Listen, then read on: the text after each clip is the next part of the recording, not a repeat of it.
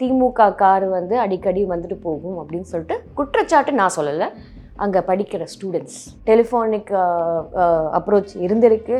அது அந்த சார் யாருன்றது நம்ம வந்து கண்டிப்பாக வெளியில் வரணும். ஆனால் இதில் வந்து சிண்டிகேட்டாக இருக்கிற திமுக எம்எல்ஏ அதுக்கு அமைதி காக்கிற விதத்தில் இருக்கும்போது அது இன்னும் ஒரு பெரிய சந்தேகத்தை வந்து எடுத்துக்கிறது அப்படின்னு தான் சொல்லுவேன் நான். ஏன்னா பிகாஸ் நீங்கள் பார்த்தீங்கன்னா அவர் எழும்பூர் எம்எல்ஏ பரந்தாமன் 40 நிமிஷம் உட்கார வச்சு மிரட்டி இருக்காங்கன்னா அப்போது அந்த ஃபோட்டோவில் இருக்கிற சார் தான் நம்ம நினைக்க முடியும். ஓகேங்களா? கமிஷனர் விளக்கம் கொடுத்தாரு. ஆனால் அந்த பேட்டியை பார்க்கும்போது அது இன்னும் எனக்கு வலி ஜாஸ்தி ஆகிடுச்சுன்னு நான் சொல்லுவேன். நீங்கள் பதில் சொல்கிற விதமே வந்து இதெல்லாம் சொல்லியாச்சு, அது அவ்வளோதான், இதில் நான் இது இப்படி தான் நடந்துச்சு, இது அப்படி தான் நடந்துச்சுன்னு சொல்லிட்டு ஒரு ஒன் வேர்ட் ஆன்சராக சொன்னது பார்க்கும்போது நீங்கள் யாரும் என்ன கேள்வி கேட்குறது, நான் எதுக்கு உங்ககிட்ட பதில் சொல்லணும், அந்த மாதிரி ஒரு ஆட்டிடியூடில் பேசின மாதிரி இருந்தது. அண்ணாமலை பண்ணுறது எல்லாமே வந்து பார்த்திங்கன்னா திமுகவுக்கு வந்து சாதகமாக தான் போய் முடியும். இது திமுகவுக்கு வந்து அல்வா சாப்பிட்டது போல் ஒரு திசை திருப்புறதுக்கு அண்ணாமலை வந்து ஒரு மிகப்பெரிய ஒரு தூண்டிலாக இருக்கிறதுன்றது தான் நான் சொல்ல முடியும். ஜோதிடரோ யாரோ வந்து சொல்லியிருக்காங்க போட்டிருக்கு, உங்களுக்கு பெண் தோஷம் இருக்குது அப்படின்றது வந்து சொல்லியிருக்காங்கன்றது கேள்விப்படுறோம். நம்ம ஈரோடில் ஏதோ ஒரு ஜோசியரை பார்த்துருக்காங்க போட்டிருக்கு. 10 மணிக்கு வந்து கரெக்டாக நான் ஷார்ப்பாக பண்ணுவேன்னா அந்த ஜோசியம் வந்து சொல்லியிருக்கு, இந்த மாதிரி நீங்கள் வந்து சாட்டையால் நீங்களே அடிச்சுக்கணும் 6 வாட்டி, அப்படி பெண் தோஷம் போகும் அப்படின்றது வந்து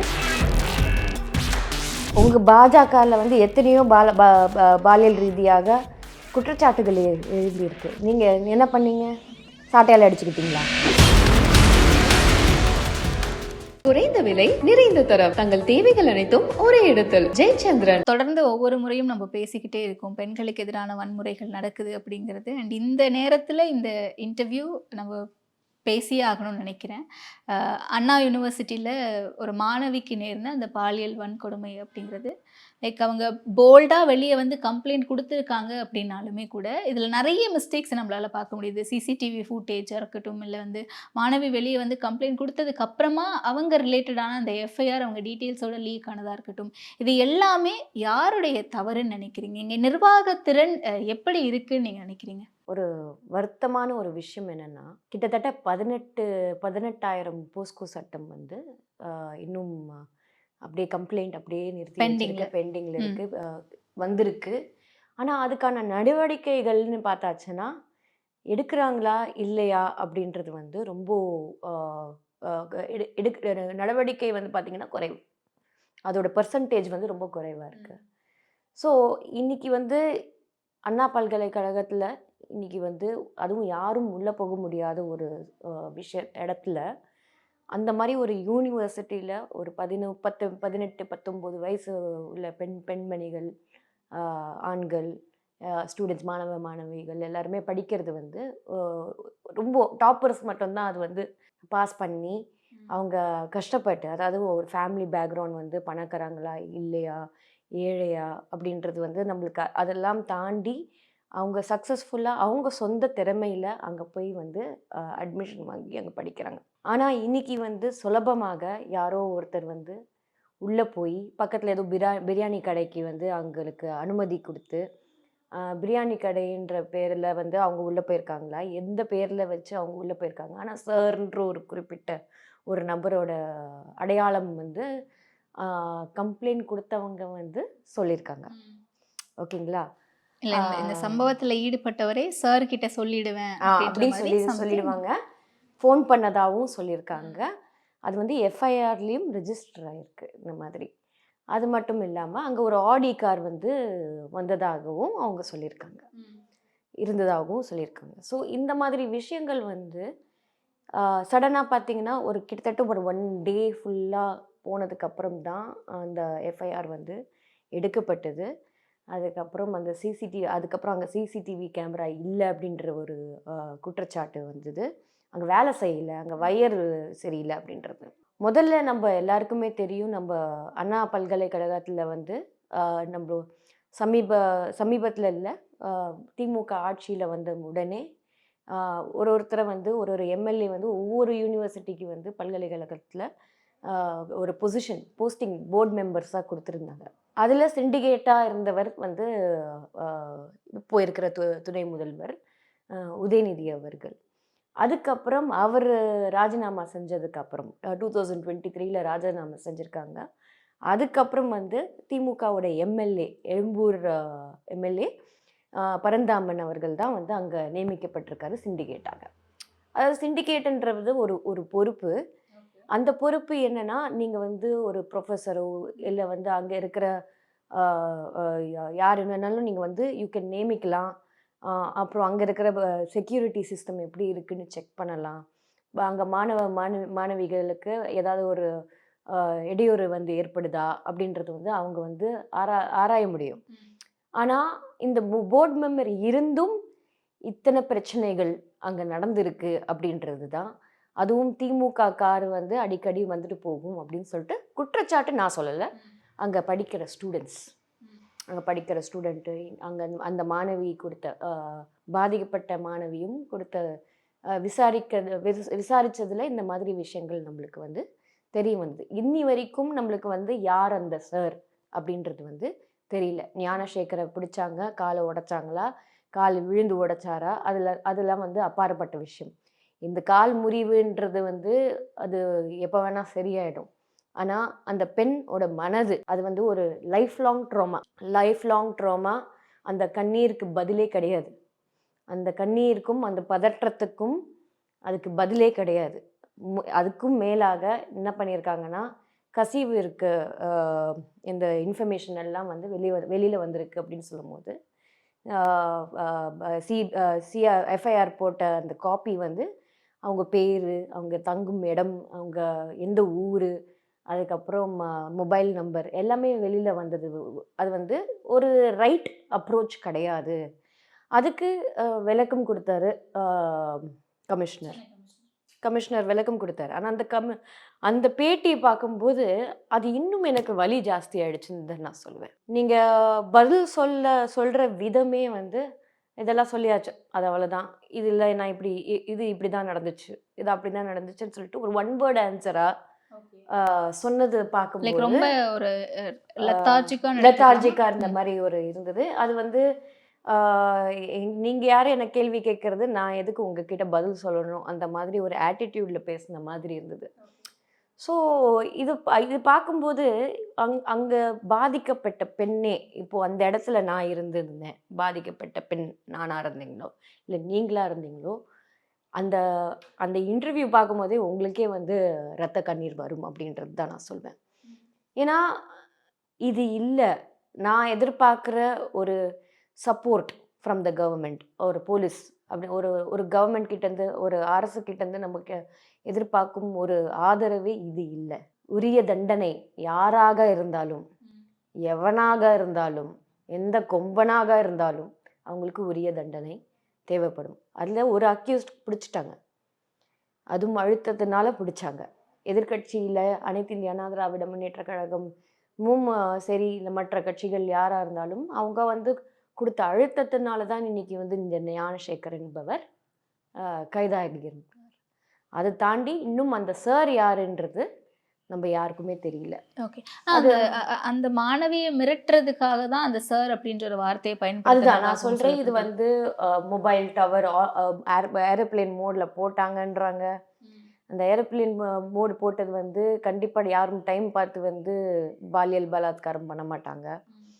நேரம் அதெல்லாம் வந்து குறித்து பாலியல் பலாத்காரம் பண்ண மாட்டாங்க. ஸோ அந்த டைமில் வந்து ப்ரெசன்ஸ் ஆஃப் மைண்ட் வந்து நான் வந்து ஆஃப் பண்ணிட்டு தான் நான் வந்து பாலியல் பலாத்காரமும் பண்ண போகிறேன்றது அது வந்து ஒரு நான்சென்ஸான ஒரு என்ன சொல்கிறது ஆன்சர், பதில் அப்படின்னு இருக்கும்போது என்னை பொறுத்த வரைக்கும் அந்த மொபைல் டவர் வச்சு தான் வந்து அவர் கண்டுபிடிச்சாங்க. ஓகேங்களா? ஸோ அந்த சமயத்தில் வந்து மேபி பலாத்காரம் செஞ்சு முடிச்சுட்டு அவர் தவறு செஞ்சுட்டாருன்னு தெரிஞ்சதுக்கப்புறம் வெளியில் வந்து வரும்போது பயந்து ஆஃப் பண்ணியிருக்கலாம் கூட. ஸோ அந்த நேரத்தில் தான் ஆஃப் பண்ணாருன்றது எந்த நிச்சயமும் கிடையாது. கண்டிப்பாக ஏதோ ஒரு டெலிஃபோனிக் அப்ரோச் இருந்திருக்கு. அது அந்த சார் யாருன்றது நம்ம வந்து கண்டிப்பாக வெளியில் வரணும்.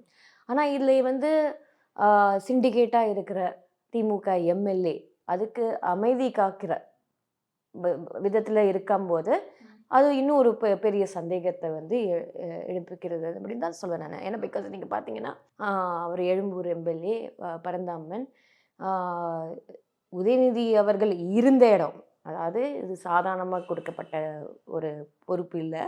உதயநிதி அவர்கள் இருந்த இடத்தை இன்னொருத்தருக்கு கொடுத்துருக்காங்கன்னா அப்போ கண்டிப்பாக உதயநிதி அவர்களுக்கு வேண்டப்பட்டவர் ஒருத்தருக்கு தான் இந்த ஒரு பொறுப்பை கொடுத்துருக்காங்க. அதுக்கு திரு உதயநிதியும் அவர்களும் வெளியில் வந்து இது வரைக்கும் ப்ரெஸ் மீட்டை வந்து எதிர்கொள்ளலை. அதே மாதிரி அந்த சிண்டிகேட்டாக இருக்கிற இப்போது பொறுப்பில் இருக்கிற அந்த எம்எல்ஏ பரந்தாமன் அவர்களும் வெளியில் வந்து எந்த வார்த்தையும் அதை பற்றி சொல்லலை. செழியன் அவர்கள் மட்டும்தான் வெளியில் வந்து சப்பக்கட்டு கட்டிகிட்டு இருக்காரு அப்படின்றது தான் நான் சொல்லுவேன். ஆனால் ஆக மொத்தத்தில் நீதி அப்படின்னு கேட்கும்போது ஒரு ஒரு ரொம்ப டிலேட் ஜஸ்டிஸாக இருக்குது.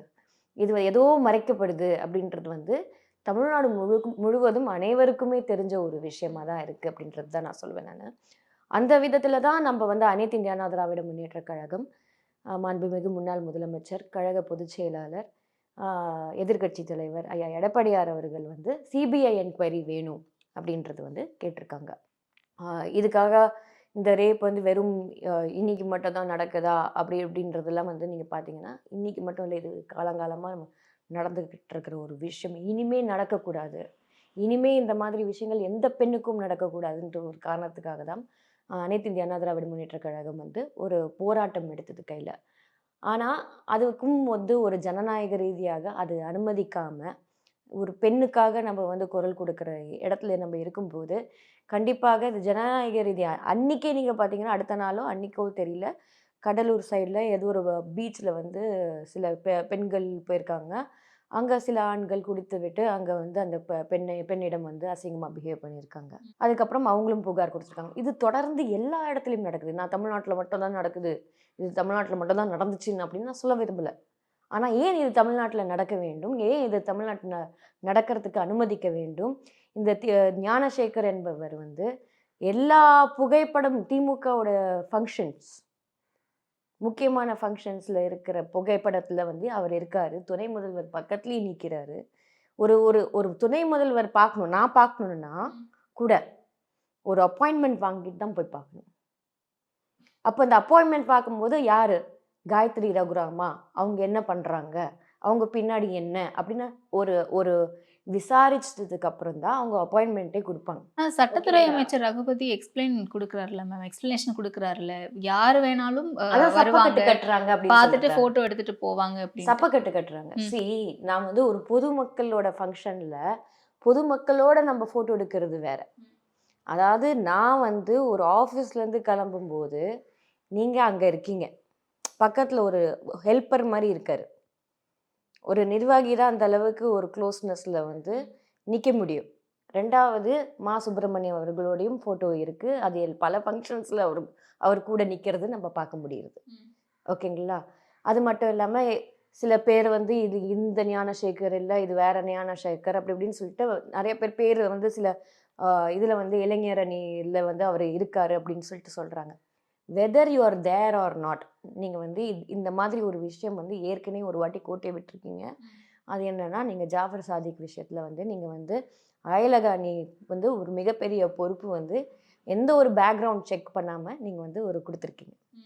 பின் விசாரணை எதுவுமே செய்யலை, விசாரணை செய்யாமல் அவர் யார் என்றது செய்யாமல் நீங்கள் கொடுத்துருக்கீங்க. இல்லை தெரிஞ்சு கொடுத்தீங்களான்றது தெரியல, இல்லை தெரிஞ்சு கொடுத்துட்டு நான் வந்து எனக்கு தெரியாது அப்படின்னு, எங்களுக்கு தெரியாது அப்படின்னு சொல்கிறது வந்து ரொம்ப வெட்கக்கேடான ஒரு விஷயம். ஏன்னா வந்து முழு அரசும் காவல்துறையும் உங்கள் பக்கத்தில் தான் இருக்குது, உங்களோட தான் இருக்குது. கிட்டத்தட்ட 2011லேருந்து இந்த ஞானசேகர் என்பவர் வந்து தொடர்ந்து குற்றங்கள் பண்ணிட்டு வந்துட்டுருக்கிறவர். தொடர்ந்து வந்து 2011லேயே இந்த மாதிரி பாலியல் ரீதியாக இருக்கட்டும், மிரட்டலாக இருக்கட்டும், இல்லை வந்து ஒரு பிக் பாக்கெட்டாக இருக்கட்டும், திருட்டாக இருக்கட்டும், எல்லாமே ஏதோ 4-5 இது சொல்கிறாங்க. ஸோ டசன்ட் மேட்டர், குற்றம் தான், வாட் எவர் இட் இஸ். அதில் வந்து மிகப்பெரிய குற்றம் வந்து பெண்கள்கிட்ட வந்து பாலியல் ரீதியாக அவங்களோட இது இல்லாமல் நீங்கள் வந்து பண்ணுறது வந்து ரொம்ப தப்பான ஒரு விஷயம் அப்படின்றது தான் நான் சொல்வேன். ஸோ அந்த வகையில் திமுக வந்து இவரை காப்பாற்றுறதா முயல்றது அப்படின்றது நான் சொல்ல முடியும். இல்லை, காப்பாத்துறாங்கங்கிறத தாண்டி என்னுடைய ஆஃபீஸில் நான் இருக்கேன் அப்படின்னு இப்போ மாசு சாரோட ஆஃபீஸுக்கு போகிறோம் அப்படின்னா அந்த அந்த டீட்டெயில்ஸ்லாம் கேட்க மாட்டாங்கன்னு நினைக்கிறது இருக்கும். நான் ஒரு 2 டைம்ஸ் கேட்கணுன்றேன் நான். இது யாரும் இது வெறும் திமுகக்கு நான் சொல்லலை. ஓகேங்களா, இது வெறும் திமுகக்கு நான் சொல்லலை.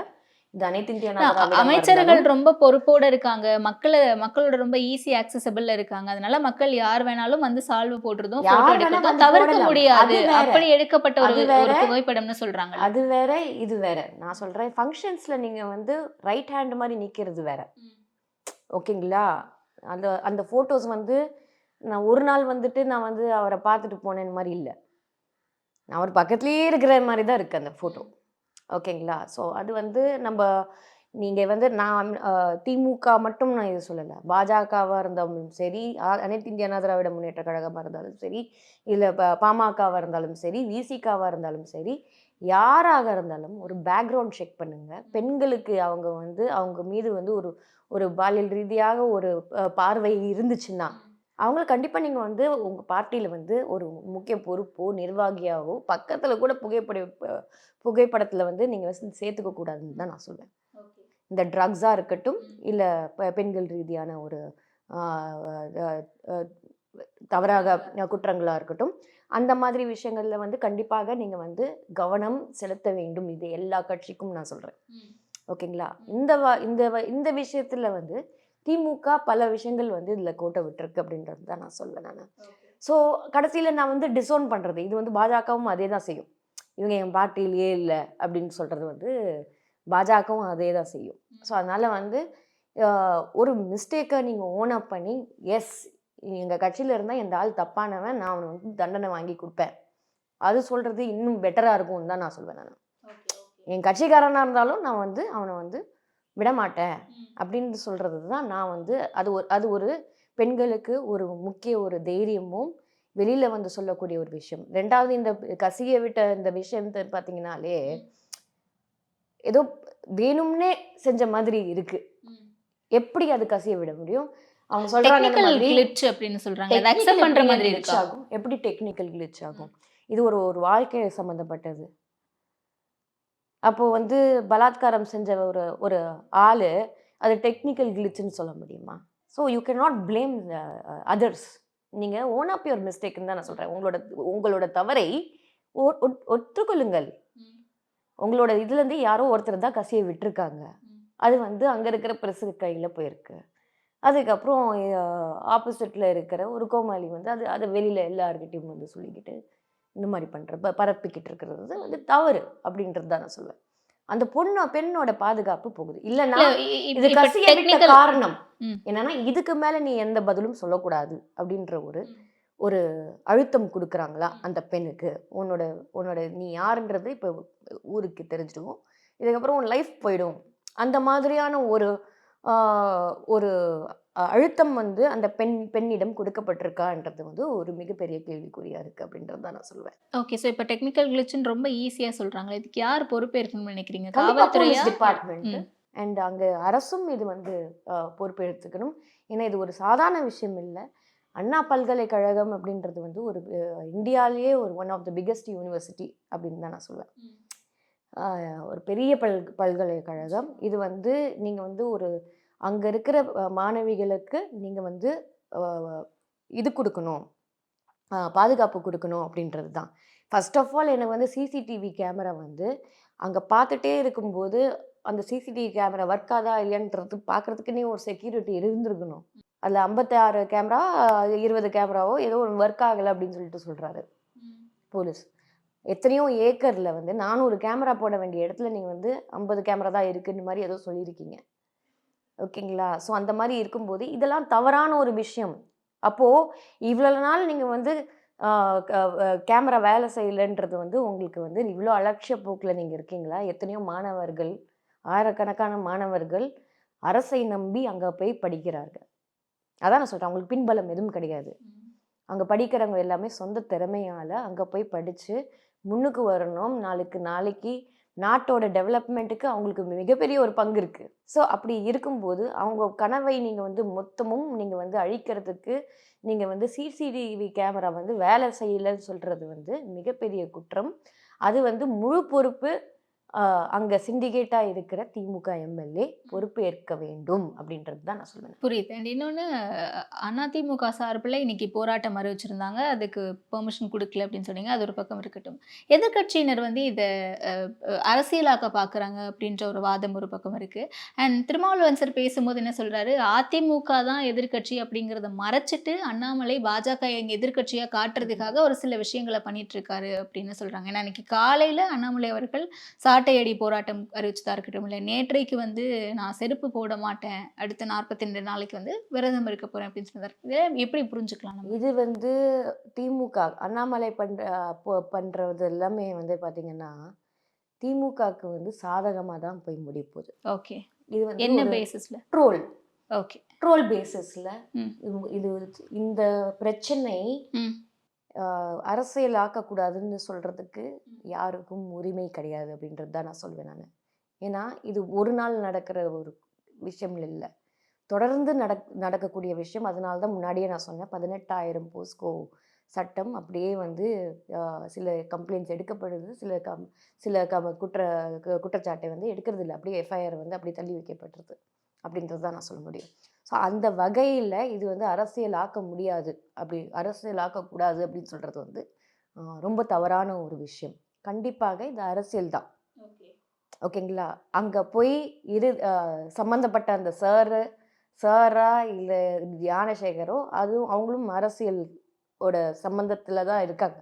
ஓகேங்களா? ஸோ அப்படி இருக்கும்போது கண்டிப்பாக இது அரசியலாக்கப்படும். ஓகேங்களா? ஆனால் அதுக்காக அண்ணாமலை பண்ணுறது வந்து இருக்கிறதுலையே வந்து சும்மா அட்டென்ஷன் சீக்கிங் தான் நான் சொல்லுவேன் நான். கவன ஈர்ப்புக்காக நானும் இருக்கேன் இந்த பாலிடிக்ஸில், நானும் லண்டன்லேருந்து திரும்பி வந்துட்டேன் அப்படின்னு காமிக்கிறதுக்கு தான் அதை செய்கிறாரு. இன்னொரு பக்கம் என்னென்னா, அவரோட ஜோதிடரோ யாரோ வந்து சொல்லியிருக்காங்க போல் இருக்கு, உங்களுக்கு பெண் தோஷம் இருக்குது அப்படின்றது வந்து சொல்லியிருக்காங்கன்றது கேள்விப்படுறோம். நம்ம ஈரோடில் ஏதோ ஒரு ஜோசியரை பார்த்துருக்காங்க போல் இருக்கு, அதை அவங்க வந்து சொல்லியிருக்காங்க, நீங்கள் வந்து இத்தனை மணிக்கு இன்னைக்கு இன்னைக்கு வந்து நம்மளோட முன்னாள் பிரதமர் மன்மோகன் சிங் அவர்கள் இன்னைக்கு காலமான ஒரு சோகமான ஒரு நாளில் நீங்கள் வந்து ட்ராமா பண்ணணும் அப்படின்ற ஒரு முடிவு எடுத்திருக்கீங்கல்ல, அதுவே ஒரு மிகப்பெரிய ஒரு குற்றம். அது ஏன் வந்து நான் வந்து 10 மணிக்கு வந்து கரெக்டாக நான் ஷார்ப்பாக பண்ணுவேன்னா, அந்த ஜோசியம் வந்து சொல்லியிருக்கு, இந்த மாதிரி நீங்கள் வந்து சாட்டையால் நீங்களே அடிச்சுக்கணும் 6 வாட்டி, அப்படி பெண் தோஷம் போகும் அப்படின்றது வந்து இது நான் சொல்லலை, இதில் பரவலாக பேசப்படக்கூடிய ஒரு விஷயமாக தான் நான் பார்க்குறேன் நான். ஸோ அப்படின்ற அந்த ஒரு இது பார்க்கும்போது அண்ணாமலை இன்னைக்கு 10 மணிக்கு அது பண்ணியே ஆகணுன்றது ஒரு ஒத்த காலில் இருந்தாங்க. அதுக்கு டிடிவி தினகரன் வந்து நேத்திக்கெல்லாம் வந்து அவர் வந்து லவ் லெட்டர் போடுற மாதிரி எக்ஸ் காலத்தில் வந்து சொல்கிறாரு, இந்த மாதிரி நீங்கள் வந்து அடிச்சுக்கக்கூடாது, நீங்கள் அடிச்சுக்கிட்டிங்கன்னா நாங்கள் தாங்க மாட்டோம், இது வந்து நம்ம மற்றவங்களுக்கு தான் சாவுக்கு அடி கொடுக்கணும் அப்படின்றது. ஸோ அண்ணாமலை பண்ணுற இந்த நாடகம் இவ்வளோ பெரிய விஷயம், இது அந்த பெண்ணோட வலி, அது டோட்டலாக காமிக்கலாக மாற்றி, அதாவது ஒரு நகைச்சுவையாக மாற்றி தன்னை முன்னிலைப்படுத்திக்கணும், அந்த பெண்மணியை மறைத்து, அந்த பெண்மணி அந்த விக்டம் ஓட வலியை மறைத்து நான் முன்னிலைப்படுத்திக்கிட்டு நான் வந்து ட்ராமா பண்ணணும் அப்படின்னு சொல்றது வந்து ஏற்கக்கூடிய விஷயமே கிடையாது அப்படின்றது. இது தமிழர்கள் மரபோட, தமிழர்களுடைய வழிபாட்டோட கனெக்ட் பண்றாரு. நீங்க வந்து உடலை வருத்திக்கிட்டு நம்ம கடவுள்கிட்ட வேண்டிக்கிட்டு நிறைய விடயங்களை கடவுளுக்கு பண்றதுதான் உண்மையா கடவுளுக்கு செய்யணும், மக்களை ஏமாற்றக்கூடாது. நான் வந்து அண்ணா பல்கலைக்கழகத்துக்கு தான் நான் செய்கிறேன் அப்படின்னு சொல்லக்கூடாது, போய் சொல்லக்கூடாது. நீ கடவுளுக்கு செஞ்சானா கடவுள் முன்னாடி போய் அடிச்சுக்கோ, அதை பற்றி நான் யாருமே வேணும்னு சொல்கிறது வேண்டாம்னு சொல்லலை. ஊரெல்லாம் கூட்டி நான் கேமராவுக்கு முன்னாடி டெய்லி காலையில் பால் பேக்கெட் போடுற மாதிரி டெய்லி காலையில் ப்ரெஸ் மீட்டில் உட்காந்துக்கிட்டு டெய்லி உளறி கொண்டு இருக்கிற இந்த அண்ணாமலை என்ன சொல்ல முடியும்? என்ன சாதிச்சிருக்காரு இது வரைக்கும்? ஆடியோ வீடியோ லீக் பண்ணது யார்? பெண்களுக்கு எதிராக. ஓகேங்களா? நீங்கள் உங்கள் பாஜகவில் வந்து எத்தனையோ பாலியல் ரீதியாக குற்றச்சாட்டுகள் எழும்பியிருக்கு, நீங்கள் என்ன பண்ணீங்க? சாட்டையால் அடிச்சுக்கிட்டீங்களா? இல்லையே. கோல்டு ஸ்மக்லிங் வந்து உங்கள் மேலே வந்து ஒரு பழி வந்திருக்கு. மணல், கல், அதுக்கப்புறம் செங்கல், இந்த குற்றச்சாட்டும் உங்கள் உறவினர் மேலேயும் உங்கள் மேலேயும் உங்கள் பினாமின்ற ஒரு பேரில் வந்து வந்திருக்கு. டிரான்ஸ்ஃபார்மர், அதுவும் வந்து உங்கள் குடும்பத்தில் இருக்கிற ஒருத்தருக்கு வந்து டீல் கிடச்சிருக்கு, நீங்களும் அதில் ஒரு பங்காக இருக்கீங்க அப்படின்றது வந்து இன்னைக்கு எல்லாமே வந்து இன்னைக்கு வெட்ட வெளிச்சமாக வந்ததுக்கப்புறம் நீங்கள் சாட்டையால் அடிச்சுக்கிறீங்க. ஸோ பேசிக்காக இது வந்து நீங்கள் சாமிக்கு பண்ணுறீங்களோ இல்லை ஆசாமிக்கு பண்ணுறீங்களோ அதை பற்றி கவலை, அது வந்து உங்களோட விஷயம். ஆனால் இது ஊரை கூட்டி நான் வந்து அண்ணா பல்கலைக்கழக அந்த பெண்ணுக்கு மட்டும்தான் இதை செய்கிறேன் அப்படின்னு சொல்கிறது வந்து திமுக ஆட்சியை நான் வந்து தள்ளி வைப்பேன் அப்படின்னு சொல்கிறது வந்து இது வந்து இருக்கிறதுலையே இது திமுகவுக்கு வந்து அல்வா சாப்பிட்டது போல் ஒரு திசை திருப்புறதுக்கு அண்ணாமலை வந்து ஒரு மிகப்பெரிய ஒரு தூண்டிலாக இருக்கிறதுன்றது தான் நான் சொல்ல முடியும். ஓகே. அப்ப இந்த ஸ்டேட்மெண்ட் எப்படி புரிஞ்சுக்கலாம்? திருமாவளவன் சாரோட ஸ்டேட்மெண்ட். அதிமுக எதிர்க்கட்சி அப்படிங்கிறத மறைக்கிறதுக்காக, இவர் எதிர்க்கட்சியா பாஜகவை காட்டிக்கிறதுக்காக பண்றாரு. அது பாசிபிள் நினைக்கிறீங்களா? நேற்றுக்கு நீங்கள் நல்லா நோட் பண்ணி பார்த்தீங்கன்னா பாஜக தலைமையில் இவர் இல்லை. போராட்டம் செய்யும்போது இவர் வேற எங்கேயோ உட்காந்துட்டு பேப்பரை தூக்கிட்டு சுற்றிட்டு இருந்தார். அப்போது இங்கே களத்தில் இறங்கி போராடியது வந்து முன்னாள் கவர்னர், பாஜக முன்னாள் தலைவரும் தமிழிசை மேடம் தான் வந்து போராட்டத்தில் வந்து இறங்குனாங்க, அவங்கள அரெஸ்ட் பண்ணாங்க. ஆனால் அனைத்து இந்திய அண்ணா திராவிட முன்னேற்ற கழகம் பெருசாக வந்து ஆர்ப்பாட்டம் பண்ணுச்சு, அந்த பெண்ணுக்கு நீதி வேணும்னு சொல்லிட்டு ஆர்ப்பாட்டம் பண்ணுச்சு. அதில் அண்ணாமலை காணாமல் போயிட்டார். ஸோ அதுக்கப்புறம் வந்து ஈவினிங் வந்து என்ன பண்ணிட்டாரு, பொறாமை, அப்படியே என்ன பண்ணுறதுன்னு தெரியல. ஏன்னா மீடியா ஸ்பேஸ் வந்து தமிழிசை மேடம் எடுத்துக்கிட்டாங்க, அனைத்து இந்திய அண்ணா திராவிட முன்னேற்ற கழகம் வந்து எடுத்துக்கிட்டாங்கன்னு சொன்னதுக்கப்புறம் ஷூவை கழட்டி காமிக்கிறது, நான் சாட்டையால் அடிச்சுப்பேன்னு சொல்கிறது, இதெல்லாம் வந்து மேட்ரு ஆஃப் செகண்ட்ஸ் வந்து அந்த ஜோசியர் என்ன சொன்னாரோ மேட்ரு ஆஃப் செகண்ட்ஸில் வந்து இவர் வந்து இந்த விஷயமா மாற்றிக்கிட்டார். அரசியல் பரபரப்பு இப்போ பண்ணிக்கிட்டாரு. இது வந்து ஒரு மிகப்பெரிய ஒரு தவறான ஒரு விஷயம். இது திசை திருப்பி என்னமோ இந்த பிரச்சனை அவரோட பிரச்சனை தான் சொந்த பிரச்சனையாக மாற்றி கொண்டு இருக்கிறாருன்னு தான் நான் சொல்லுவேன். அதை மறைச்சிட்டார்.